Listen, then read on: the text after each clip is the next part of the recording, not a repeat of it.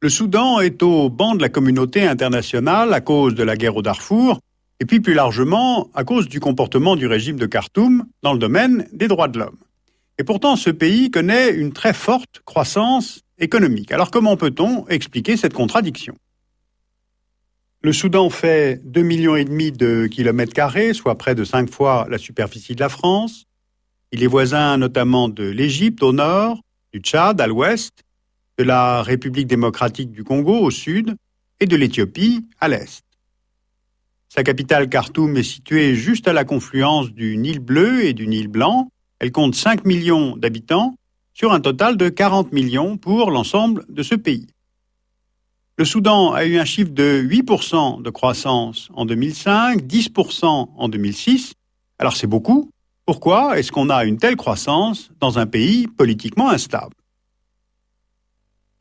Le Soudan détient les 5e réserves prouvées de pétrole du continent africain et la carte nous montre les différentes concessions pétrolières du pays. Actuellement, 3 d'entre elles fournissent plus de la moitié de la production soudanaise et sont exploitées par un consortium qui est formé par la compagnie chinoise CNPC, qui est majoritaire, la compagnie malaise Petronas, la compagnie indienne ONGC et la compagnie nationale qui a 5%.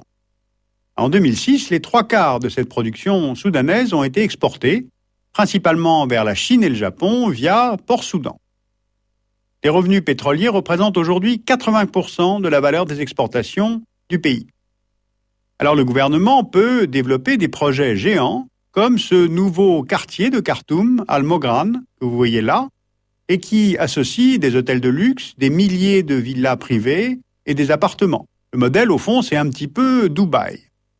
Sauf que le Soudan reste un pays très inégalement développé et plusieurs régions de ce pays ont été ou sont aujourd'hui touchées par des conflits internes. Donc, essayons de comprendre ce qui fragilise l'unité nationale. D'abord, le Soudan est un pays immense. C'est le plus vaste État d'Afrique. Il s'étend du nord au sud sur plus de 2000 kilomètres, ce qui le place au contact de plusieurs milieux naturels. Au nord, une zone désertique ou semi-désertique. Au centre, une zone de steppe et au sud, une zone de savane et de marais. On a aussi des montagnes, comme le Djebel Herba et le Djebel Mara. Eh bien, ces précisions de géographie physique tentent à expliquer que ces milieux naturels impliquent des modes de vie différents, notamment entre éleveurs nomades et agriculteurs sédentaires. Ce sont des facteurs classiques de tension. Ensuite, ce pays a une grande diversité ethnique et linguistique. Du point de vue ethnique, on peut distinguer de façon schématique au nord et au centre des peuples arabes, des Béjas, des Nubiens le long de la vallée du Nil. Ils sont musulmans, comme 70% de la population soudanaise. Au sud, on a notamment les peuples Dinka, Nuer, Chiluk. Ce sont des peuples noirs, majoritairement chrétiens ou animistes, même si certains de ces peuples noirs ont été islamisés, comme les Fours, qui ont donné leur nom à la province du Darfour. Nous en parlerons, bien sûr. En fait, plus d'une centaine de langues sont parlées au Soudan, même si la plus répandue est l'arabe, qui est la langue nationale. Troisième facteur de fragilité, l'histoire politique, qui a renforcé le clivage entre le nord et le sud. D'abord, les populations noires du sud du pays ont subi l'esclavage, pratiqué notamment par les Égyptiens après leur conquête du Soudan au début du XIXe siècle. L'objectif, c'était de ramener des esclaves et de les vendre sur les marchés du Moyen-Orient. Ensuite, à la fin du XIXe siècle, lorsque le Soudan est passé sous influence britannique, le colonisateur a surtout mis en valeur les territoires du Nord en y développant la culture du coton qui était destinée à l'exportation. Alors le Sud est délaissé, ainsi que l'Ouest du pays qui était impropre à l'irrigation.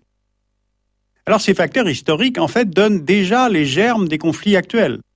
Quand le Soudan accède à l'indépendance en 1956, les élites arabes du Nord s'imposent naturellement au pouvoir à Khartoum, tandis que les régions périphériques continuent à être marginalisées économiquement et politiquement. En somme, c'est la réaction à cette situation qui est à l'origine du conflit du Sud-Soudan jusqu'en 2005 et celui du Darfour aujourd'hui. Alors justement, arrêtons-nous un moment sur le cas du Sud-Soudan, l'un des plus longs conflits qu'ait connu l'Afrique au cours des dernières décennies. Dès l'indépendance du Soudan, les partis politiques du sud du pays ont réclamé l'autonomie de leur région, ouvrant sur une guerre contre le gouvernement central de Khartoum. Le conflit reprend en 1983, lorsque le chef de l'État soudanais de l'époque, le général Néméry, impose la loi de la charia à l'ensemble du pays. Et pendant plus de 20 ans, ce conflit oppose les troupes du gouvernement au mouvement de libération du Sud-Soudan, le SPLA, dirigé par John Garang. Garang est soutenu par l'Éthiopie, qui lui sert de base arrière, puis par l'Érythrée et l'Ouganda. Et le conflit s'interrompt en 2005 grâce à un accord de paix obtenu sous la pression des États-Unis. Alors pourquoi ? D'abord, le régime soudanais cherche alors à sortir de son isolement diplomatique.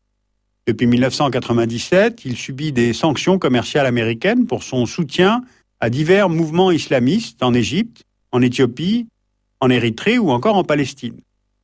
Le Soudan a même accueilli jusqu'en 1996 Oussama Ben Laden, suspecté d'avoir développé au Soudan des camps d'entraînement djihadistes.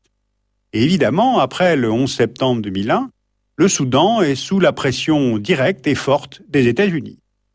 Et si le président soudanais, Omar el-Béchir, décide de conclure la paix avec le Sud-Soudan, c'est aussi pour favoriser l'exploitation du pétrole qui a débuté à la fin des années 90 dans le pays.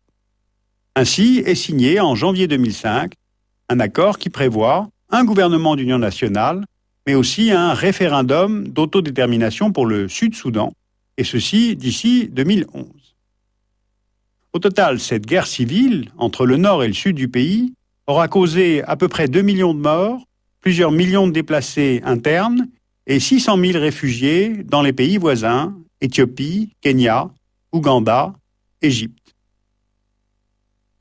Or, ce conflit à peine terminé, voici qu'un autre se déclenche à partir de 2003 au Darfour. Changeons d'échelle pour essayer de comprendre.